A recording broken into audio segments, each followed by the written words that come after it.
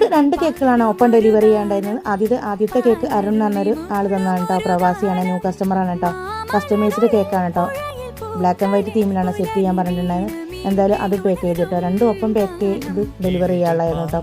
പിന്നീട് ആതിര പറഞ്ഞ കസ്റ്റമർ തന്നാണ് കേട്ടോ. ന്യൂ കസ്റ്റമറാണ്. എഗ്ലെസ് കേക്കാണ് കേട്ടോ. കാരകളിപ്പറമ്പിക്കാണ് കേട്ടോ ഡെലിവറി ചെയ്യാണ്ടായിരുന്നത്. 2 ഒപ്പം ഡെലിവറിക്ക് പോയിട്ട് ആദ്യത്തേത് കേക്ക് സേഫായിട്ട് കസ്റ്റമറെ ഏൽപ്പിച്ചിട്ടുണ്ടായിരുന്നു കേട്ടോ. പിന്നീടുള്ള കേക്ക് മണ്ണൂർ വളവിക്കായിരുന്നു കേട്ടോ. മണ്ണൂർ വളവ് കാരകളിപ്പറമ്പ് എന്ന സ്ഥലത്തേക്കാണ് കേട്ടോ.